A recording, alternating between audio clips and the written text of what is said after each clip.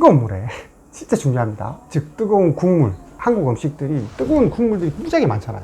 현대인의 패스트푸드 넘버원 라면부터 시작해서 우리가 좋아하는 뭐 썰렁탕, 갈비탕, 거의 대부분 탕, 김치찌개, 된장찌개 다 뜨겁죠. 진짜 1도 못 먹겠다니까, 아파가지고. 이게 포인트예요 진짜 여러분. 이게 막 파도를 치듯이 통증이 쫙 와요. 그리고 그게 싹 없어져요. 살랑살랑 잠물길이 생겨요. 그러다 갑자기 또 다시 쫙 아파. 난 더 미치는 게 멀쩡해, 겉에서 보면. 안녕하세요 여러분, 프렌디된 김승입니다. 이전에는 여러분들이 이제 333이라고 해서 하루에 3번 식후 3분 이내 그리고 3분 이상 양치질을 해야 된다고 아마 배우셨을 겁니다. 이제는 그렇게 하지 마시고 대한치주과학회에서 이야기하는 324에 대해서 여러분들을 알려드리고, 여러분들은 앞으로 이 방법을 꼭 쓰시기 바랍니다. 별건 아니고요. 별거지. 3. 당연히 하루에 양치질을 할 때 3분 이상 하셔야 됩니다. 올바른 방법으로. 2는 1년에 2번 정도. 건강한 분들은 1번 정도만 스케일링 하시면 되는데, 잇몸이 좀 좋지 못한 분들은 1년에 2번 정도 스케일링을 꼭 하시고요. 세 번째, 이 4. 사이사이에, 즉 치아와 치아 사이에 있는 음식물들을 잘 제거를 해주는 양치질을 하셔야 된다는 겁니다. 칫솔질로 할 수 있고요. 치간 칫솔을 잘 쓰셔야 되고, 치실을 잘 활용을 해야 된다는 거죠. 그래서 이제부터는 324 아시겠죠? 이러면 뭐 시린이 완벽 해결된 거 아닌가? 천만의 말씀 진짜. 진짜 나름이 아니라, 제가 사실은 뭐 이런 시린이를 얘기할 자격이 있는지 없는지 잘 모르겠습니다. 뭐 어쩌면은 되게 좀 어이가 없고, 어쩌면은 여러분들한테도 꽤 도움이 되는 이야기일 수 있을 것 같습니다. 제가 한 2, 3개월 전부터 시린이로 굉장히 많이 힘들었었거든요. 그래서 당연히 치과에서 하고, 그리고 또 제가 만든 또 시린이 영상이 갑자기 역주행해가지고, 그럼에도 불구하고 제가 난처한 일이 있었기 때문에 오늘 고백합니다. 일단 한 2, 3개월 전에 제가 이가 너무 시렸어.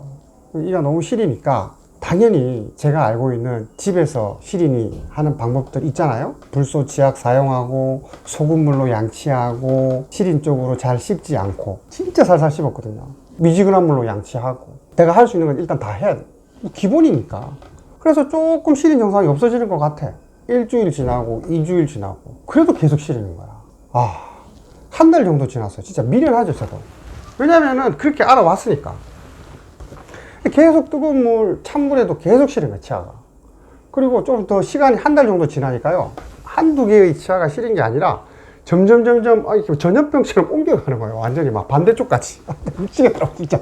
그러니까 씹을 수가 없는 거예요, 다 시려가지고. 그래서 저도 이거 진짜 큰 병이 아니고 깜짝 놀래가지고, 괜히 그냥 시린이 때문에 유튜브 찍을 거라고 시린이 이렇게 해결했다 그래가지고 끝까지 뭐 웬만하면 이제 집에서 한번 해보기를 보려고 한 달을 흘렸던 거예요. 근데 이제 너무 이게 심하니까 엑스레이를 찍었던 거죠.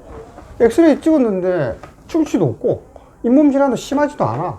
그러니까 이제 집에서 할 수 있는 방법은 한 달 동안 했는데도 계속 시리니까 이거 심각하잖아 어쨌든. 그래서 이제 치과에서 할 수 있는 방법을 하게 된 거죠. 아까 얘기한 것처럼 좀 더 고농도의 불소 도포 치과에서 했어요. 그 다음에 레진 같은 얇은 코팅도 하고, 레이저 치료도 하고, 진짜로 뭐 할 수 있는 거 다 했어요. 근데 뭐 충치가 있는 것도 아니고, 잇몸이 많이 내려가서 저도 나름대로 잇몸 관리 잘했을 거 아닙니까 진짜. 치과에서 2, 30년 생활했는데 주기적으로 스케일링도 다 받았고, 미치는 거예요 진짜. 이가 막 시려가지고 한 2, 3주 개긴 거죠. 견딘 거죠 어떻게 보면.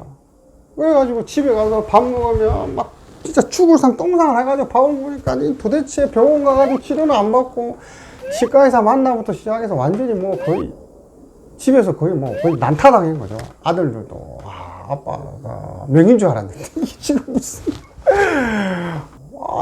내가 유튜브 크리에이터인데 치료 안 받고 얼마든지 치료할 수 있다고 막 엄청나게 생각하는 거야 내가. 그리고 나서 나야지 여러분들한테 짠 하고 찍을 거 아니야. 그러면 막 진짜 조회수 10만 30만 다 갈. 이 뭔? 아무튼 간에 그렇게 제가 견뎌오면서 이렇게 할 수 있었던 이유 중에 한 가지는 진짜 엑스레이 사진이나 임상적 증상, 치과에서 검사하는 것들을 통해서 이게 문제를 발견할 수가 없었다니까 진짜. 근데 진짜 저도 환자분들이 와가지고 시린데 내가 아무리 봐도 시린 이유를 잘 못 찾겠어. 옛날에는 그런 환자들은 너무 예민하지 않을까라고 오해했던 거죠 제가. 근데 제가 진짜 그런 상황이 되는 거예요. 미치게 진짜 시리고 아파 죽겠는데 치과에서 어떤 객관적인 증상들은 나타나지 않고, 와, 그래서 내가 자괴감 진짜 느낀다 진짜. 그런데 여기서 제가 중요한 포인트를 말씀드리면 어떤 치료를 하지 않고 이 시린이를 낳는다는 어떤 일념하에 한쪽으로 매몰된 거죠. 저희 어떤 의학적 상식을 알면에도 불구하고 제가 거기에 매몰되다 보니까 시린 원인이 되는 여러 가지 증상들이 있지 않습니까? 근데 제가 뜨거운 물에 치아가 시리고 아픈 거에 대해서 간과했던 거예요.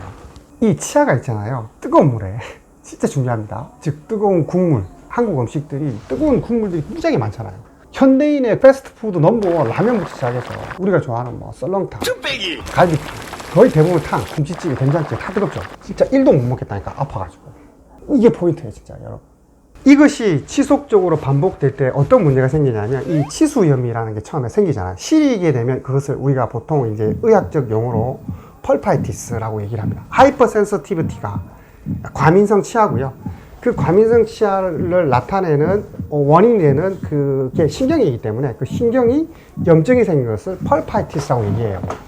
그리고 그 펄파이티스가 계속 자극을 받게 되면 얘가 자극이 이 신경이 이 뿌리까지 내려간다니까. 즉 병이 엄청나게 악화된 거예요. 미련한 거죠. 무식한 거죠 제가. 그래서 뿌리 끝까지 신경이 가서 결국은 이 신경이 다 죽어버린 거예요. 그것을 전문 용어로 이제 네크로시스라고 얘기를 해요. 아 진짜 저희 흑역사입니다. 흑역사. 치과 의사로서 명함도 못 내릴 정도로 네크로시스가 돼버리고 그 네크로시스로 말미암아 앱세스, 농이 차버린 거예요. 근데 제가 여러분들한테 진짜 실토하는 겁니다. 이 기간이 딱 2달 반. 그래서 제가 펄파이티스에서부터 신경이 죽는 네크로시스 그리고 농양이 생기는 그 증상을 너무너무 잘 알아. 신경이 약간 뜨거운 걸 딱 먹잖아요. 그러면 쫙 아리기 시작. 우리가 아리다는 표현을 알죠. 아리기 시작하고 이게 막 파도를 치듯이 통증이 쫙 와요. 그리고 그게 싹 없어져요. 살랑살랑 잠물게 생겨요. 그러다 갑자기 또 다시 쫙 아파. 난 더 미치는 게 멀쩡해. 그때서 보면. 옛날에 다 배웠는데도 까먹고 있었다니까. 이 유튜브가 뭔지 진짜 내가 신경치료가 그 중간에 들어갔었어야 되는데. 뭐 그리고 나서 이제 신경치료 결정하게 된 거죠. 제 동료 의사한테 치료를 받았죠. 마취를 하고 이제 신경치료를 합니다. 신경치료를 할 때는 이제 그 치지를 뚫고 들어가거든요. 그래서 치과용 드릴로 치지를 삭제를 하고 신경까지 뻥 뚫잖아요. 어떻게 됐겠어요? 제가 얘기했죠. 다 네크로시스 앱세스 생겼다고. 악취가 막 나는 거야. 악취가. 신경이 다 죽어버렸어요.